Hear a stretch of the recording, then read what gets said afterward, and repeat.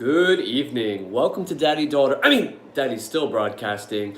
Hope you guys are having a great end of the weekend, great Sunday night going into Monday. Esnam was with me all weekend starting from Thursday night, and we just had a great weekend. Today, we had an amazing breakthrough. We were able to make bread on our own without oil and without baking soda or yeast. Actually, we did use baking soda, but without yeast or oil. We found an easy to bake bread recipe. It's not the best bread in the world. It's our first attempt, but we had a ton of fun. By the time it was lunchtime, after we were done making the bread, even Esnam said, "Daddy, the time just flew by. This is crazy." Good evening, sweet Louisa Lewis from Memphis, Tennessee. Great to see you, YouTube sister. Hope you're safe still. Hope everything is great with your family. Hope your son is calming down a little bit. I'm sure it's just the quarantine blues, if you will. So I had a choice tonight. Am I gonna edit a video, which I started doing, and then I'm like, nah, I don't have enough time to finish editing the way I want to. So I just decided, like I promised last, I think Wednesday or Tuesday or Wednesday, I promised, I said next time I'm going live is Sunday. So I bought out our old scary story books, dusted them off, and here we go. We have our adult rated grape juice as usual. Oh man, I'm sorry to hear that, Luisa. I'm really sorry to hear that. It's really hard because your home should be a haven of peace and love and respect. And I have made changes in my past life, to bring that, because we have enough stress in the world. We really do have enough stress, sweet Louisa, outside at work. Other things that are going on in our lives or not, things that we want, things that we don't want. So I'm so sorry to hear that you're going through that. If it's a dangerous situation, I definitely recommend getting help in some way, shape, or form from authorities. I know he's your son. I know that you love him very much, but sometimes we have to make some tough decisions that no parent should have to make. So I really wish us the best. Obviously, I'm a neutral party. I don't know the full story, but I'm so sorry to hear that, sweet Louisa. Honestly, nobody deserves to go through that. So I just want to sincerely apologize that you're going through that, because it's not fair. And I hope that things not only start to calm down, but also get better, because that's not something that anyone should have to go through whatsoever. So there you go, sweet Louisa. Hopefully you can sit back, relax, and enjoy these stories in peace tonight, whatever peace that scary stories will give you. So she said he got mad because he wanted to play with the Christmas tree lights. Hold on, I'm just going to live chat here. It's funny that you mentioned Christmas tree lights. I'm not laughing at you or the situation, because that's terrible. That a door was broken, and that you're living in that violent situation, which I would not wish on anyone. People are saying here that during the quarantine times, which I think a lot more people should respect, that are not respecting, unfortunately. I think, hey Lisa, great to see you. Thanks for being here. I hope you're going to enjoy the scary stories with me tonight, as I have my adult rated grape juice. Cheers. And I had the choice today of either editing a video or going live, and I promised I would go live. Hope that you and your family are doing good, the same. Absolutely. We have some changes ourselves that we need to announce, but I want to do it right. I want to do it tactfully and respectfully, just like I did for the whole change from Daddy Daughter Broadcasting to Daddy Still Broadcasting. I'm still processing that, and there's so much we're all going through and processing right now. But there has been big changes in our lives, even in addition to the changes that you guys already know, that led us from Daddy Daughter Broadcasting to Daddy Still Broadcasting. So there you go. But yeah. So what I wanted to say is, uh, they're having this movement in Montreal. There's two movements where people are bringing out the Christmas decorations and the Christmas lights and Christmas trees. I haven't seen any of that in our neighborhood, but in some neighborhoods in Montreal, apparently they're doing that. But I also saw, actually saw this today. People are painting rainbows or making rainbows and putting them on their windows so that you can see. And when I dropped Esanam off at her mommy's house tonight, we saw that. And that was pretty encouraging. I had a couple people talking about it last week with me, and I think that started in Italy, where they just put the rainbows on their windows to say, hey, and it's like this is a storm that we're going through, and that's how I explained it to Esanam. What happens after a storm? Usually, if it's sunny, the sun comes back out and you get a rainbow. So when we're done going through this storm, which is the coronavirus and states taking a lot of power and economies which are going to be in some hard times after all this is said and done. There still is going to be a rainbow that's going to shine no matter what. So there are three of you here. If you can hit that like button, Lisa, that means a lot. I think either Lisa or Luisa hit the like button earlier. So yeah, today, Lisa, Esanam and I, thank you for that. I just saw it change. Esanam and I made bread today, and it's not the best bread in the world. I'm going to put a video out about it. But I had our first order of groceries come to our door, and they didn't have the staples that I ordered, like rice and cooking oil, which kind of bothered me because nobody contacted me about substitutions or whatnot, and I know it's highly unlikely that the store is completely out of rice. You and Kylie baked banana bread and chocolate chip cookies. That's amazing. I'm sure they were excellent, Lisa. So bon appétit, as they say in French. But yeah, so it was our first attempt. It came out, it was basically, without the yeast, without the oil, we had to improvise, and I found a recipe that makes you, that lets you make a pretty good bread without all that. So, it's not like your loaf of Wonder Bread in the States, or I don't know what type of sliced Wonder Bread they have, excuse me, in Ontario, Canada, where you're from, Lisa. But yeah, so I'm really proud of that. Esanam and I, we had a lot of fun. I worked all day. A champ, a soldier, an absolute boss 5-year-old, like I truthfully always say. So I promised her, the whole weekend we would just have fun together, and that's what we did. We have a balcony. We went out on the balcony. I tried looking for rice, but most stores don't have rice or bread. Well, that kind of reassures me, Lisa, because in my order, I had IGA take some groceries to my front door, and I had ordered rice and oil, but they didn't have it. So that's kind of reassuring. Hopefully we can get some rice. I mean, rice is a staple, and hopefully we can get some cooking oil, stuff, and flour too. Stuff that allows you to make the food like bread and cookies that you would normally buy. So we have regular bread is here too. It's called Pom Pom. Yeah, they have that in the stores here in Montreal. They don't have Wonder Bread here in Montreal. They have Pom Pom, Garoua, a bunch of different French brands. But in the States, our main staple of bread, which is kind of like your Pom Pom, was Wonder Bread. And it comes with an old packaging from the 60s or 70s with, kind of Technicolor dots on the bag. Luisa probably knows exactly what I'm talking about. Cheers, ladies. So I just got done my dinner, and I'm having my grape juice. Today I watched the LA Beast play Mario Brothers, and we're just doing our best to stay quarantined. Wonder Bread, oh, that's awesome. See, you guys in English-speaking Canada, you got it made.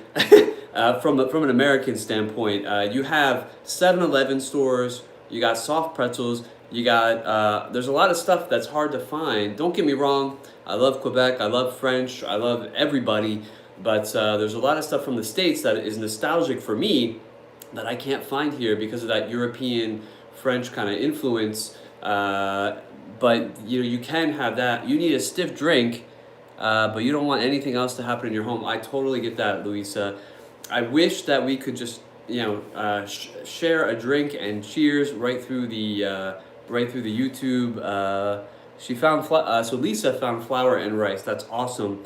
Uh, I want to keep it to a minimum. I know that Maxi supermarkets, they don't do home delivery, but you can pick it up in the store. So those are things I'm going to lean on if I need to. I kind of want to in the coming couple weeks, because there are the cases. Like I remember 2 weeks ago when this whole thing first started, when I filmed the video, a crazy supermarket experience, talking about food shortages and COVID-19. That video that got 11 dislikes and almost 250 views now. That video, the day I filmed that, there was one case, and now the city of Montreal is like at 1,200 cases, and they also, the province of Quebec is like at 2,048 right now. So a little bit disheartening, I have to say. Up until now, it wasn't really an astronomical increases. So Luisa said, I finally found some beans at a Kroger store in Cordova County, 10 miles away from where I live. Wow, you had to drive 10 miles to get some beans. What kind of beans? My favorite are kidney beans. But I pretty much like any kind of bean as long as it's seasoned properly and mixed with the right dish. So what kind of beans did you find? So yeah, there you go. So let's get to some scary stories. So just kind of, giving you guys, shooting the breeze a little bit to let you guys know exactly, what's happening. I'm losing with working from home, being constantly home, and with S&M, it's harder to find the motivation to sit down and edit the videos. And I have one of many slogans here on this channel at Daddy's Still Broadcasting. I don't want to put out crap. I don't want to put out bull crap content. I want to put out the best content I can. I'm not the best, but I do my best. And if I edit a video, I want it to be perfect as it can possibly be, with the means and the ways that I have at my disposition. And I don't want to put out crap. And I don't want to put out sensationalism or crazy stuff. I just want to have fun and film. I would much rather be. I miss filming with S&M. That was my niche, if you will. And just making the bread with S&M. In the video I'm gonna put out about making the bread, S&M filmed me a couple times though, and she's starting to become a very good camera lady, camera girl, camera princess. We understand that, and we love you no matter what, and we want you to be safe and enjoy the family at this time. Thank you, Lisa. That means a lot.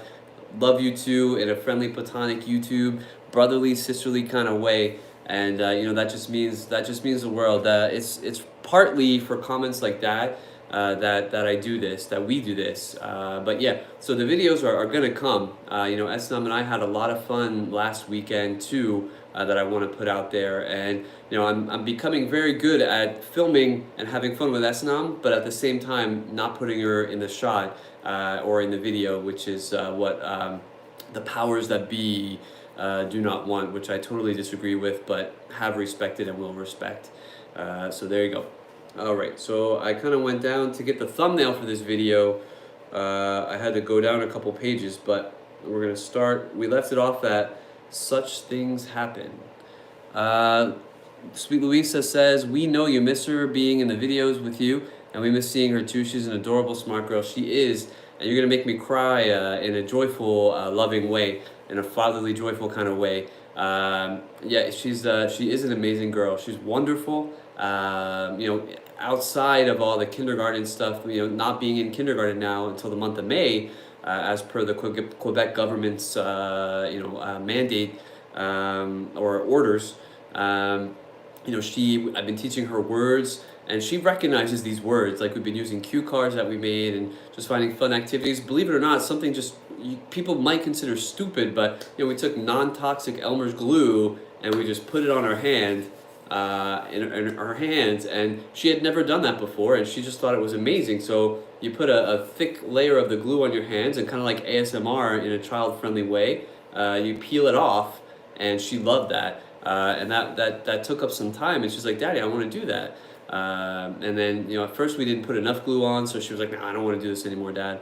And then later on in the day, she was like, Dad, I want to do so. Just finding little projects that we can do, making cue cards, learning words, teaching her how to make bread. You know, she kneaded the dough. She put the ingredients in. So she knows that you don't just go to a supermarket and buy your bread and it just magically appears there.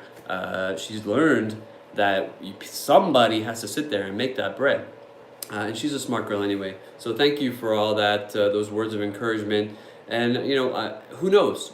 Apparently in Canada, at the age of 14, or at least in the province of Quebec, a child can decide to do whatever they want. So if Esnam at 14 years old still wants to make videos and decides to do that, then she certainly can, and she is allowed, and she can tell her mommy, you know, I want to make videos, mommy, and there's nothing her mom can do about it. So we'll see how that goes, obviously. You know, I'm not going to force Esnam if she chooses to do it.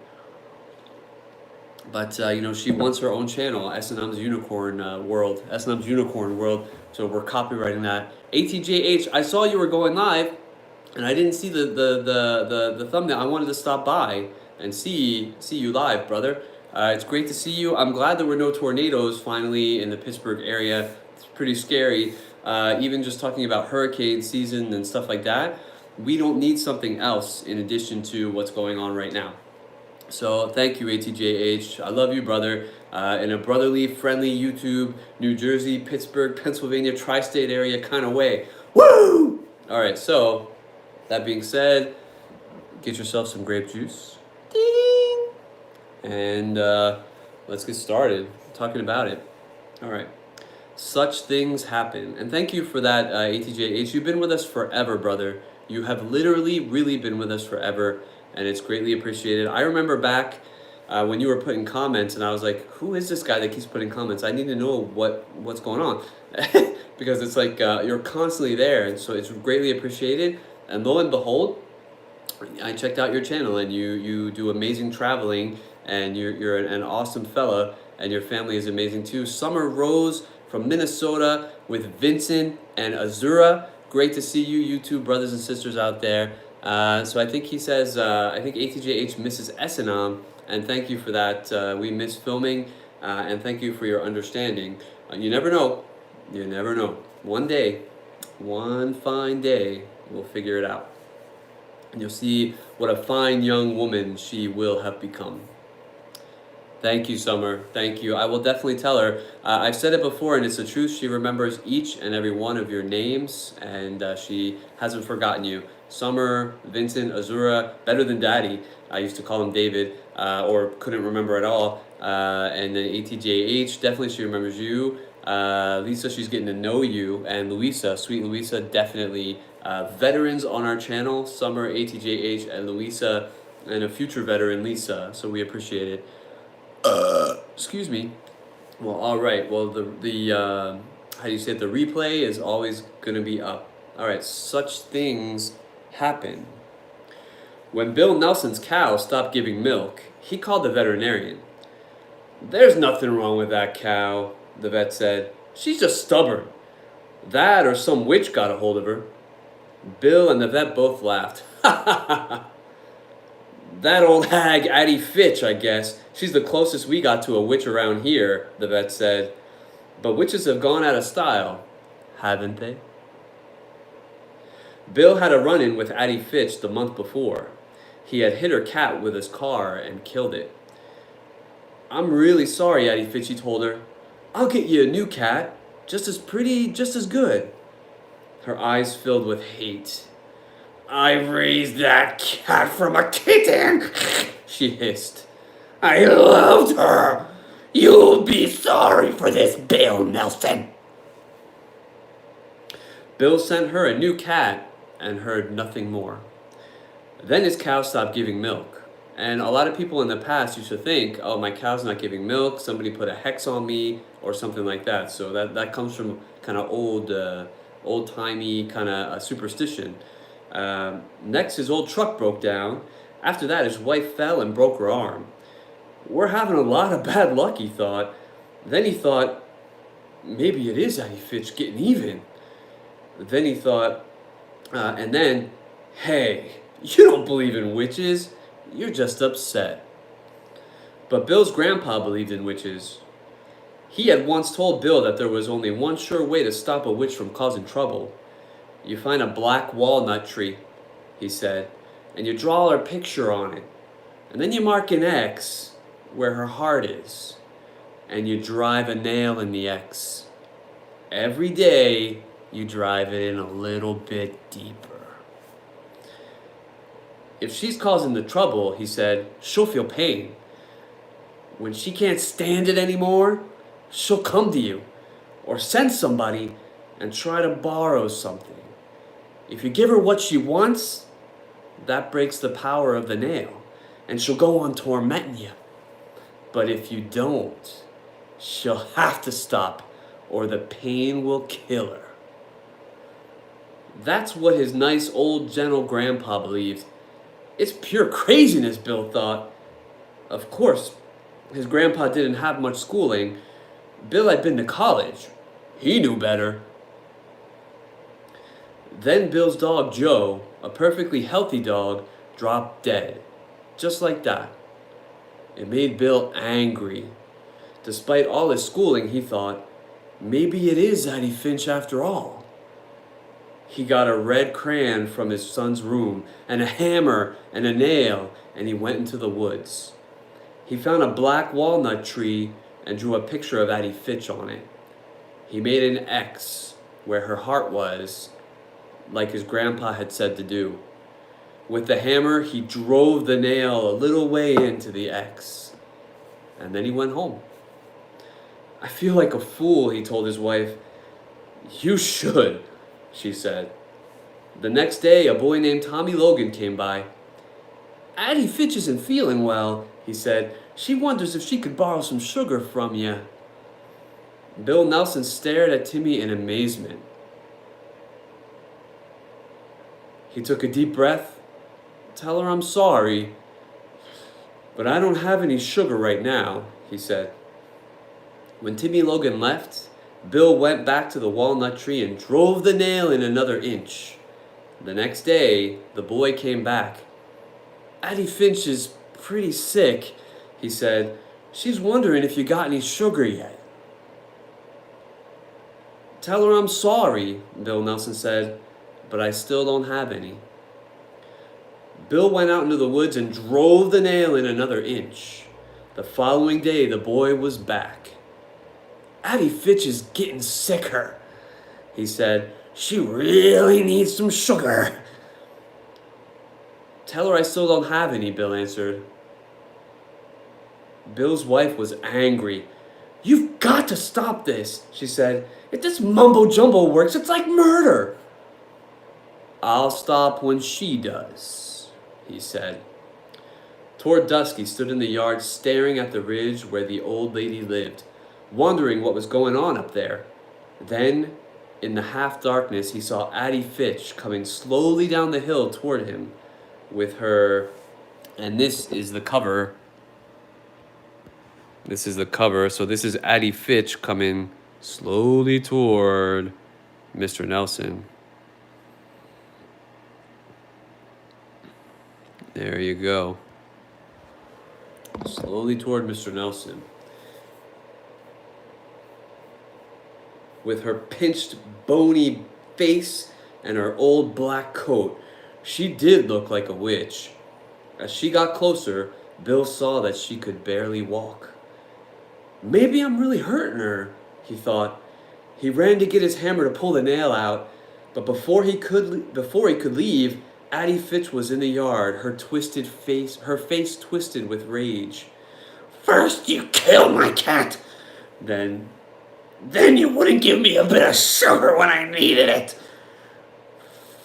F you. I almost said it, because she swore at him, is what she said, and she fell dead at his feet. I'm not surprised she dropped dead that way, the doctor said later. She was very old, maybe 90. It was her heart, of course. Some people thought she was a witch, Bill said. I've heard that, the doctor said. Somebody I know thought Addie Fitch had witched him, Bill went on. He drew a picture of her on a tree and then drove a nail into it to make her stop. So he's kind of feeling guilty about what he did. That's an old superstition, the doctor said. But people like us don't believe in that sort of thing, do we? All right, so there you go. And then that brings us to the next section, which is a section which is a story on itself, all by itself. Cheers, guys. I'm having a drink for you, Louisa Lewis, even though it's child-friendly grape juice that I may or may not be drinking at the current moment, which may or may not have been fermented in oak barrels for a certain period of time, which brought it up to 11% non-alcoholic beverage. All right, so Running Wild. Running Wild. A young child is stolen by wild animals. For some reason, the animals raise the child instead of eating it. It learns to make the sounds they make. It learns to eat, run, and kill the way they do. After a while, it only looks human. So that's the big question, nature versus nurture.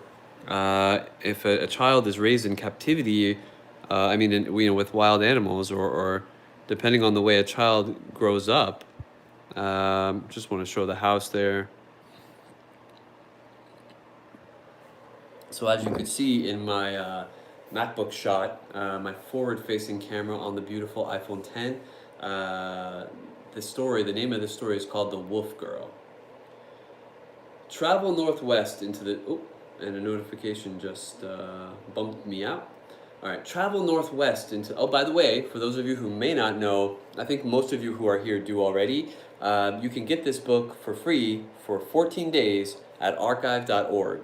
So those of you who are looking to get books to read during this terrible period that we're living through, excuse me, book burp, you can get these for free, and I think hundreds of thousands of other titles, even some old movies, really old movies, on archive.org. You can borrow it up to 5 books for up to 15 days.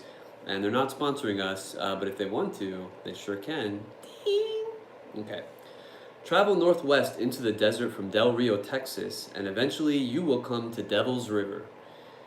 In the 1830s, a trapper named John Dent and his wife Molly settled where Dry Creek runs into Devil's River. Dent was after beaver, which were plentiful there. He and Molly built a cabin from brush, and near it they put up an arbor to give them shade. Molly Dent became pregnant.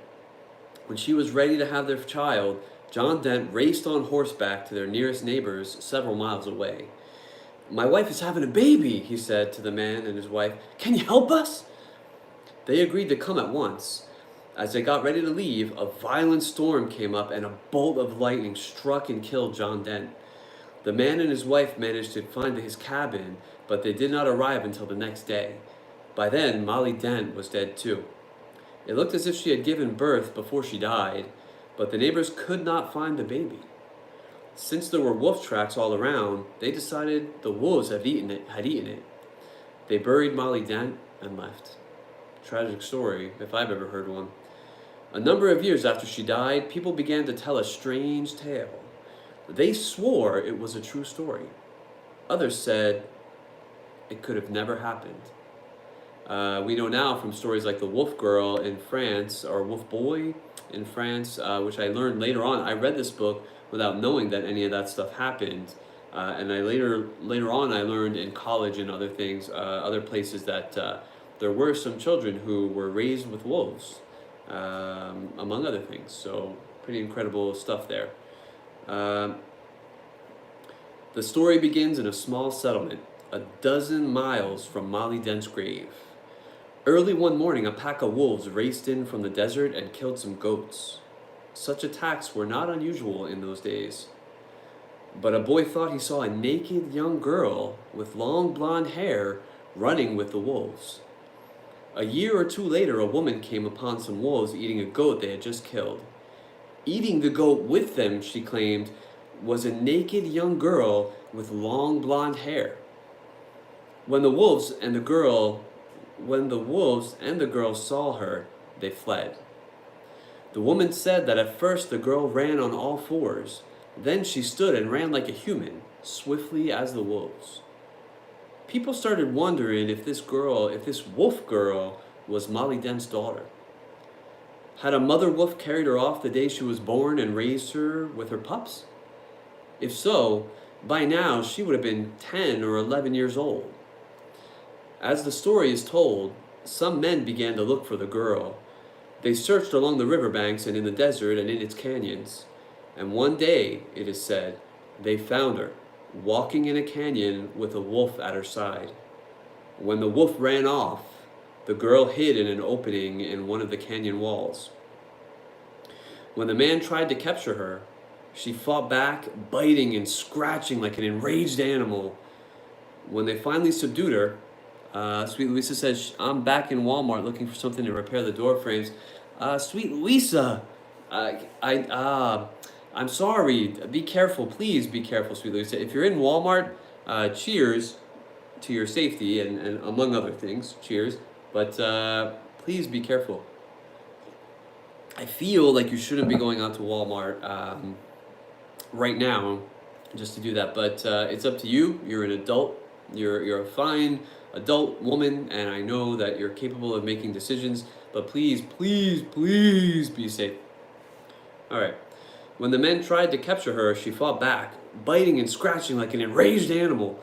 When they finally subdued her, she began screaming like a frightened young girl and howling like a frightened young wolf. Her captors bound her with rope, put her across a horse, and took her to a small ranch in the desert. They would turn her over to the sheriff the next day, they decided. They placed her in an empty room and untied her. Terror-stricken, she hid in the shadows. They left her and locked the door. Soon she was screaming and howling again. The men thought they would go mad listening to her, but at last she stopped. When night fell, wolves began howling. Ooh, here's a great picture of the wolf girl. A great picture.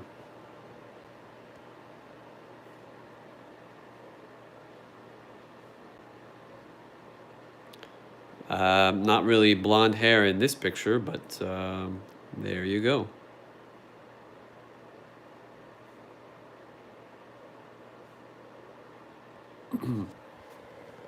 Okay, so when night fell, the wolves began howling in the distance. People say that each time they stopped, the girl howled in reply. As the story goes, the cries of wolves came from every direction and got closer and closer. Suddenly, as if a signal had been given, wolves attacked the horses and other livestock. The men rushed into the darkness, firing their guns. High up on the wall, let's adjust this. High up in the wall, in the room where they had left the girl, was a small window. A plank was nailed across it. She pulled the plank off, crawled through the window, and disappeared. Years passed with no word of the girl. Then one day, some men on horseback came around the bend in Rio Grande, not far off from Devil's River. They claimed they saw a young woman with long blonde hair feeding 2 wolf pups. When she saw the men, she snatched up the pups and ran into the brush. They rode after her, but she quickly left them behind. They searched and searched, but found no trace of her. That is the last we know of the wolf girl. And it is there in the desert near Rio Grande that this story ends. And then this next section is 5 nightmares. So that was a section in and of itself. A very truthful story we know from the historical record. We know that those types of things do happen and have happened in the past. I think it's less likely these days, but it has happened, that kind of stuff. An artist, so in these 5 nightmares in this next section, an artist painted some pictures. A boy got a new pet. A girl went on vacation. Everything was normal, and then nothing was. Ooh, ooh, ooh, ooh. Ooh! This is a picture right out of the 2019 movie, Scary Stories to Tell. Scary Stories to Tell in the Dark. Let me try to flip this. All right, so this is right out of that book. Right out of that movie, which is right out of this book, actually. The Dream. So this is that's the imagery they actually used that character in the 2019 movie. Red grape juice burp, which may or may not have been fermented in oak barrels at some point in time. Lucy Morgan was an artist. She had spent a week painting in a small country town and decided that the next day she would move on. She would go to a village called Kingston. But that night, Lucy Morgan had a strange dream. She dreamed that she was walking up a dark carved staircase and entered a bedroom. It was an ordinary room except for two things. The carpet was made up of large squares that looked like trapdoors, and each of the windows was fastened shut with big nails that stuck up out of the wood. In her dream, Lucy Morgan went to sleep in that bedroom. During the night, a woman with a pale face and black eyes and long black hair came into the room. She leaned over her bed and whispered, "This is an evil place. Flee while you can." When the woman touched her arm to hurry her along, Lucy Morgan awakened from her dream with a shriek. She lay awake the rest of the night, trembling. In the morning, she told her landlady that she had decided not to go to Kingston after all. "I can't tell you why," she said, "but I just can't bring myself to go there." "Then why don't you go to Dorset?" the landlady said. "It's a pretty town, and it isn't too far." So Lucy Morgan went to Dorset. Someone told her she could find a room in a house at the top of the hill. It was a pleasant-looking house, and the landlady there, a plump, motherly woman, was as nice as could be. "Let's look at the room," she said. "I think you will like it." They walked up a dark carved staircase like the one in Lucy's dream. In these old houses, the staircases are all the same, Lucy thought. But when the landlady opened the door to the bedroom, it was the room in her dream, with the same carpet that looked like trapdoors and the same windows fastened with big nails. "This is just a coincidence," Lucy told herself. "How do you like it?" the landlady asked. "I'm not sure," she said. "Well, take your time," the landlady said. "I'll bring up some tea while you think about it." Lucy sat on the bed staring at the trapdoors and the big nails. Soon there was a knock on the door. Well, I think it would be more of a nicer knock if you're bringing tea. "It's the landlady with tea," she thought. But it wasn't the landlady. It was the woman with the pale face and black eyes and long black hair. Lucy Morgan grabbed her things and fled. That's pretty crazy. So yeah, I think that's definitely time to leave that kind of place there. The next story, Sam's new pet. Sam's new pet. Sam stayed with his grandmother when his parents went to Mexico for their vacation. Ain't nobody going on vacation these days, guys. We're going to bring you back something nice," his mother told him. "It will be a surprise." Before they came home, Sam's parents looked for something Sam would like. All they could find was a beautiful sombrero. It cost too much. But that afternoon, while they were eating their lunch in a park, they decided to buy the sombrero after all.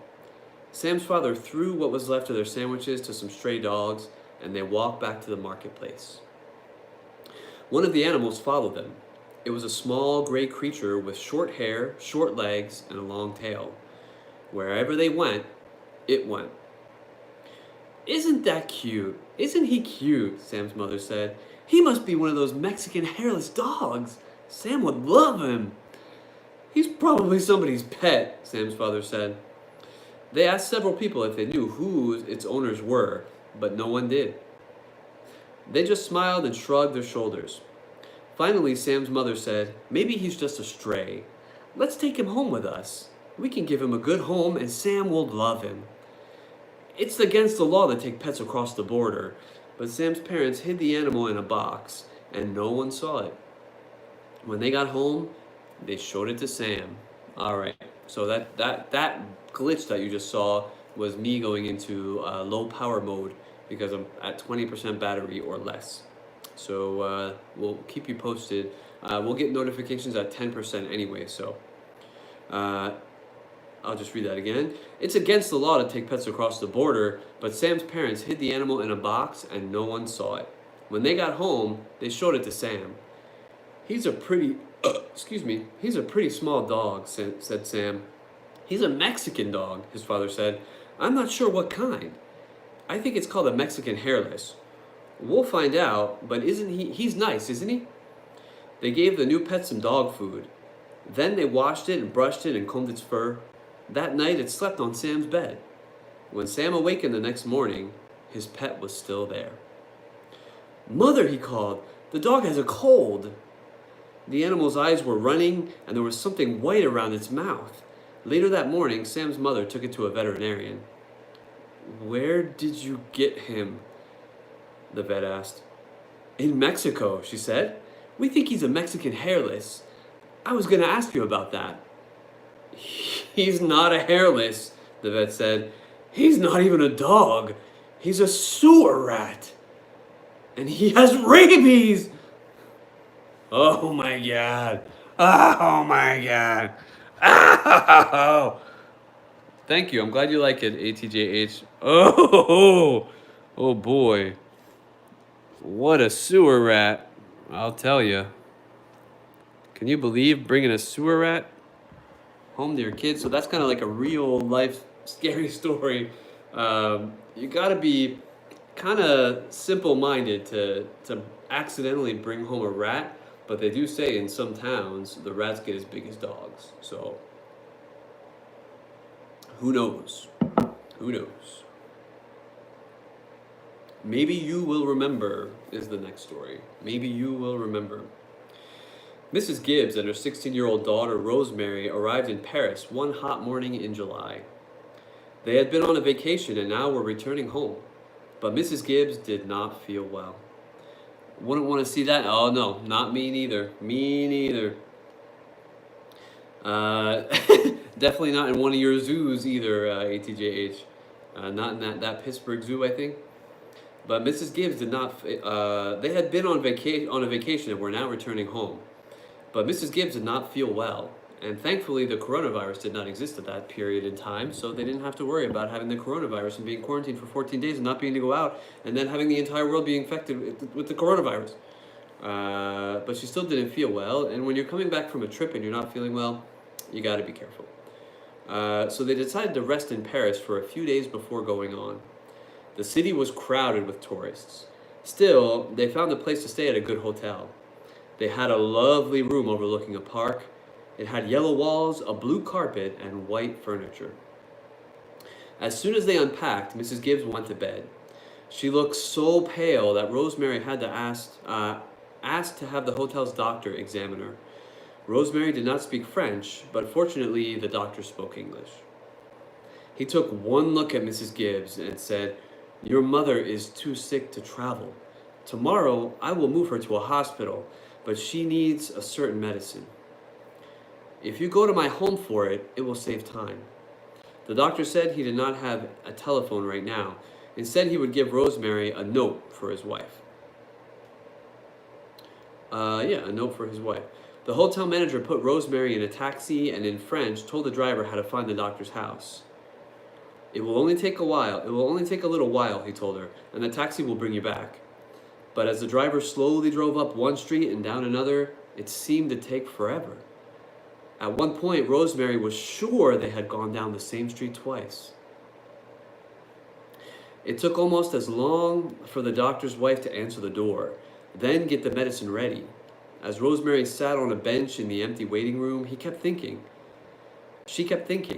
"Why can't you hurry? Please hurry." Then she heard a telephone ring somewhere in the house, but the doctor had told her he didn't have a telephone right now. What's going on? They drove back as slowly as they had come, crawling up one street and down another. Rosemary sat in the back seat, filled with dread, her mother's medicine clutched in her hand. Why was everything taking so long? She was sure the taxi driver was going in the wrong direction. Why are you going to the... Are you going to the right hotel? She asked. He didn't answer. She asked again, but he still didn't reply. When he stopped for a traffic light, she threw open the door and ran from the cab. She stopped a woman on the street. The woman did not speak English, but she knew someone who did. Rosemary was right. They had been driving in the wrong direction.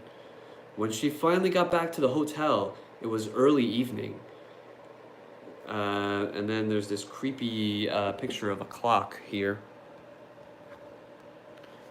As only Stephen Gammell can draw a clock. I like that the minute hand or the hour hand is kind of falling off. And then instead of a pendulum, you have a hand. So I think that's pretty neat. Some of Stephen Gammell's amazing artwork, which I love to see. She went up to the desk clerk who had given them their room. "I'm Rosemary Gibbs," she said. "My mother and I are in room 505. May I please have the key?" The clerk looked at her closely. "You must be mistaken,"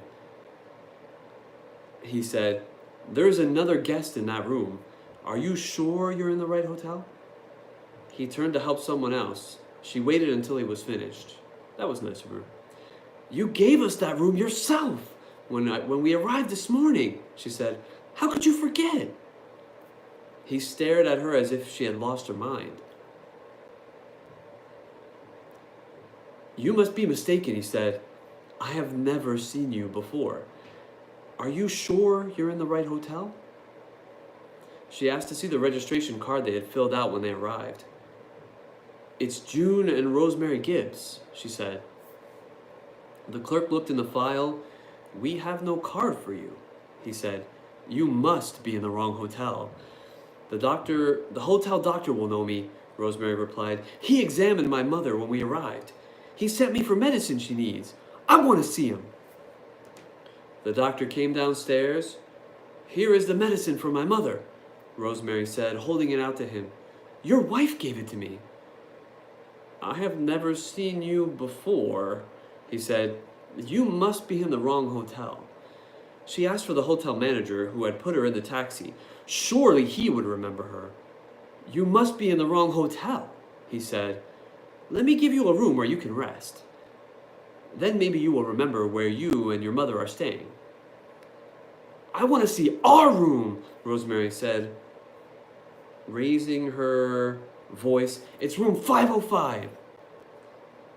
And then a creepy picture of a creepy door. 505. With blood dripping down the letters. Wonderful Stephen Gammell's artwork. But it was nothing like the room she remembered. It had a double bed, not twin beds. The furniture was black, not white. The carpet was green, not blue. There was someone else's clothing in the closet. The room she knew had vanished, and so had her mother. "This is not the room," she said. "Where is my mother? What have you done with her?" "You are in the wrong hotel," he said. The manager, oh no, he said it patiently, sorry, I didn't see that prompt. "You are in the wrong hotel," the manager said patiently, as if he were speaking to a young child. Rosemary asked to see the police. "My mother, our things, the room, they have all disappeared," she told them. "Are you sure you're in the right hotel?" they asked. She went to her embassy for help. "Are you sure it is the right hotel?" they asked. Rosemary thought she was losing her mind. "Why don't you rest here for a while?" they said. "Then maybe you'll remember." But Rosemary's problem was not her memory. It was what she did not know. And then it says to see page 102. So we're going to go see page 102 real quick, because that's what it's telling us to do. So we're going to go to page 102. We're going to find out what they have to say on page 102 Won't be long, just scrolling up. All right, 102, 102, almost there. Okay, so it actually takes us to, this is the first time in one of these books that it actually takes us to the appendices, the appendix about the story, and gives us some, actually directs us to get more information about the story. All the other books had more information about the story the end of the book, but this is the first story that actually directs us to page 102. So we're going to read it together. Okay, so maybe you will remember how the story ends. What happened to Rosemary's mother? When the hotel doctor saw Mrs. Gibbs, he knew at once that she was about to die.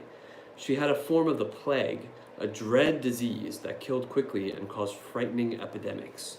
So he kind of recognized that she had the plague.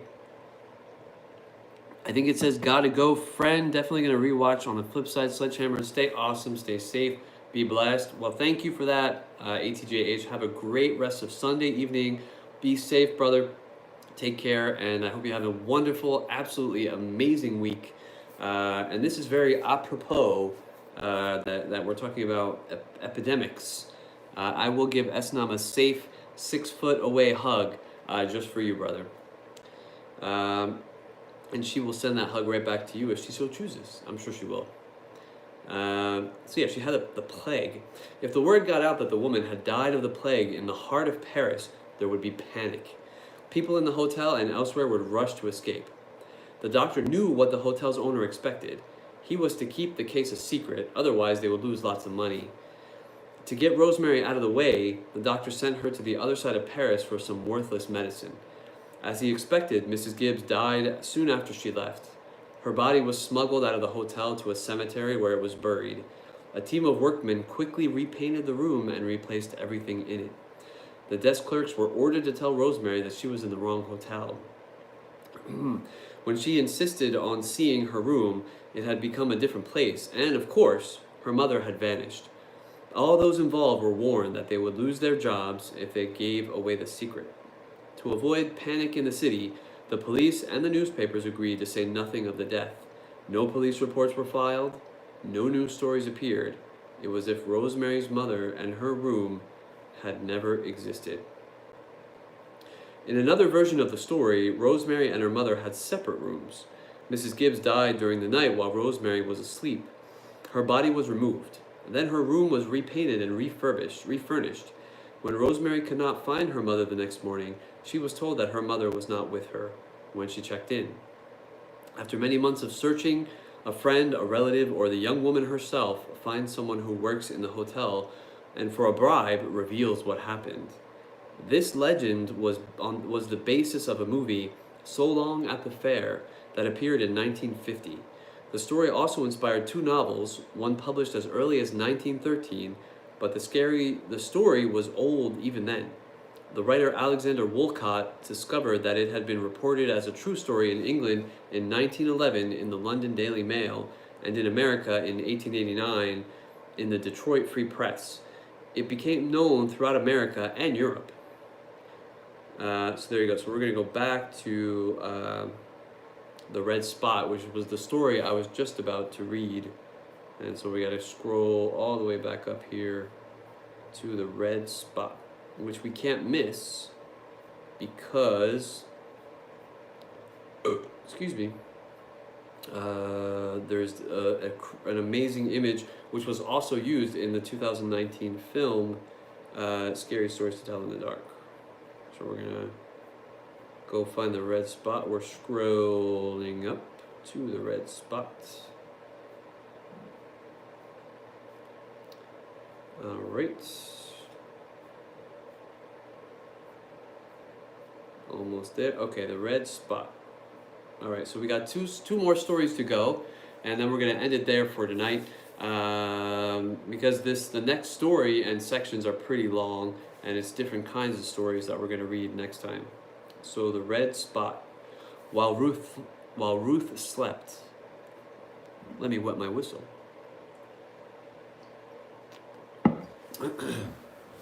I have a tendency to sit with my feet not on the ground, and I'm trying to work on that. While Ruth slept, a spider crawled across her face. It stopped for several minutes on her left cheek, then went on its way. "What is that red spot on my cheek?" she asked her mother the next morning. "It looks like a spider bite," her mother told her. "It'll go away, just don't scratch it." Soon the small red spot grew into a small red boil. "Look at it now," Ruth said. "It's getting bigger. It's sore." "That sometimes happens," her mother said. "It's coming to a head." In a few days, the boil was even larger. "Look at it now," Ruth said. "It hurts, and it's ugly." "We'll have the doctor look at it," her mother said. "Maybe it's infected," but the doctor could not see Ruth until the next day. That night, Ruth took a hot bath. Bad idea, Ruth. Bad idea. As she soaked herself, the boil burst. Out poured a swarm of tiny spiders from the eggs that their mother had laid in her cheek.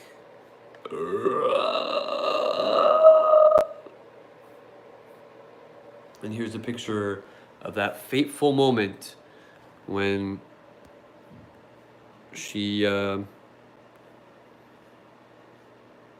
when the spiders started coming out. Ooh.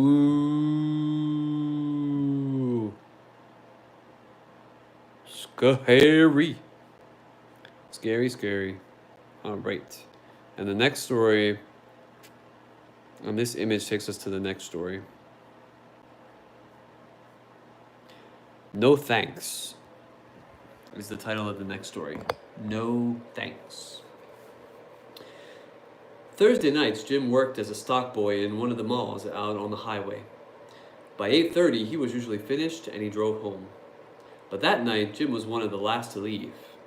By the time he got out to the huge parking lot, it was almost empty. The only sounds were cars in the distance and his footsteps on the pavement. Suddenly, a man stepped out of the shadows. "Hey, mister," he called in a low voice. He held out his right hand. Balanced on the palm was a long, thin blade of a knife. Jim stopped. "Nice, sharp knife," the man said softly.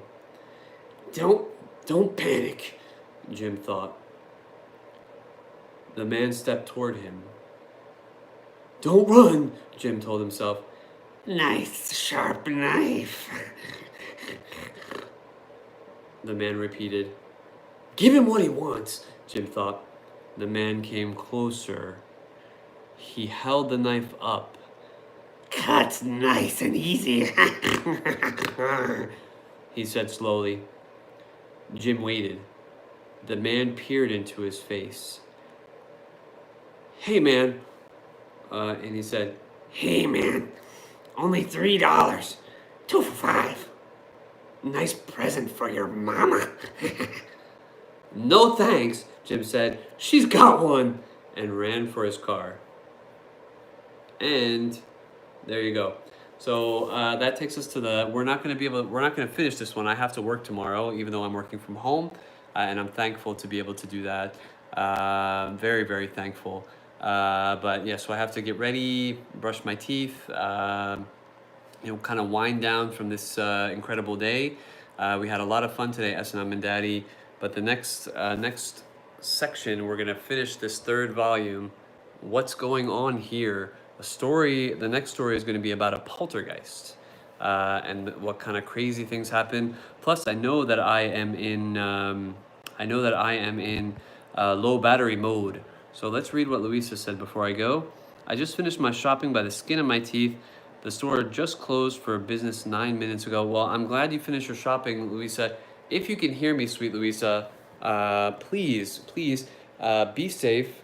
If you're, I hate to say this, and it's not my business to get involved, but if your son is being violent in your house, especially in times where you have no choice but to be there, you may or may not, depending on your judgment and what's really going on in the situation, because I only know what you tell me, you may or may not have to get the authorities involved And don't get me wrong, I don't believe in calling the police for any old reason. But you know, you gotta protect yourself, and you have other kids in the house, Luisa. So you gotta protect those other kids too. I think to a lot of the Dr. Phil episodes I read and watched, you got to be careful, Luisa. So I just want to say that, not just because of the coronavirus and everything, but because you're quarantined basically in a house. So please use good judgment that I know you have, and please be safe. You know, I know it's your son and you love him, but there is no, you know, we have enough trouble as it is going on right now. I will let you be the judge, as I'm not living in your situation and it's not up to me. But there's never an excuse for violence. Oops. But that was me. I'm being as safe as I can be. The police won't help. They didn't last time. Okay, so you know better than I do, Luisa. It's not, again, it's not up to me to judge or get involved. I'm just saying, you know, having been in situations where someone has been violent toward me, in a family situation, and it was very unfortunate. You know, the best thing to do is get that violent person out of the situation. So, you know, please be safe, do your best. I love you in a friendly, platonic way, sweet Louisa, and, you know, I wish you nothing but the best. So, if you need to, take what I'm saying with a grain of salt. If not, you know the situation better than I do. Just please, because, you know, I don't want anybody to get hurt, especially you or your son or anybody, you know, and I'm honored and thank you for your candor, honestly, and your trust, to put that out here on a live stream where anybody can see that. That means a lot, and that says that you trust me, and I honor that trust, and I thank you so much for that, and just for letting us know what's going on. But that's not acceptable. It's not acceptable for anyone to be violent in any household, especially when other kids are involved. So just please take care of yourself. Do what you need to do. I know the police are not always helpful when they should be, and I know the police have a huge job to do, um, but there has to be a solution to keep everybody safe. I don't know his background. I don't know what's going on. I think if he's getting upset because he can't play with Christmas lights, there might be something deeper involved there, something mental, something emotional. I don't know him. I'm not here to judge him. I wish you and him nothing but the best. But there you go. So just wanted to say that. I'll probably be going live this Thursday. I don't think Snum will be with me this Thursday. So the next time I go live, during the week, and next weekend, Snum's going to be with her mommy. So I'll have much more time to edit the vlogs like I've been wanting to do. Guys, just be safe. If you're watching this, reading this, because I was reading a book. If you're watching this in the replay, thank you for getting this far. It really means a lot. Hit the like button on your way out. And, you know, just thank you for everything. Thank you for sticking with us. You know, I am doing my best. I'm thinking about ideas for content. And please, you know, tell me in the comments what you want to see. If you've gotten this far in the live stream, and I'll know because you'll put the comment, tell me what you want to see. I want to please you in the best way possible. I can edit pretty well, and I can tell a good story with a video. So tell me what you want to see and how you want to see it, because I'm going to keep going no matter what. With your suggestions or without, I'm going to keep going. But I would love to put out content and videos that you want to see. That being said, thank you so much, sweet Louisa. Be safe. Love you again. Take care of yourself, sweet Louisa. Take care of your family. All the best. Summer Rose, Vincent, Azura, and your family, take care. Lisa Beckett, take care. ATJH Travels, take care. SNM, if you're watching this later on in life, I love you. Take care. If you're watching this later on in life, it means that we got through this, and you were a great little girl. I'm very proud of all your patience, sweetheart. All right, guys. Daddy's still broadcasting. Daddy's still broadcasting. Signing off for now. Ciao, guys. Have a great week. Be safe. Respect the quarantine. Only go out when you absolutely have to. And there you go. And for those of you wondering, this curtain here, it is a curtain, and it's being used as a door, but it's actually a sheet, and it's being used as a door. But that's not our fault. This is not our house where I'd have to pay to repair a door. This apartment that we're living in came without a door in that particular section, And the reason why I put the sheet there is to keep the hot air in, because there's a draft in this room, and I know exactly where the draft is coming from. And it's not up to me to fix that draft. It should be the landlords that fix that draft. So this is a draftier room, and it shouldn't be that way, but it is. So to protect the rest of the house. So it's not that I'm not taking care of the house, or that it's in disrepair or I can't afford it. It's just that it came without a door. I can see hinges, but there's no door. There's no door. So I'm not going to buy a door for an apartment. Plus, this is supposed to be the living room space. So there you go. All right, guys, just wanted to explain that. Love you guys. Take care. Again, be safe. Daddy's still broadcasting. Signing off for now.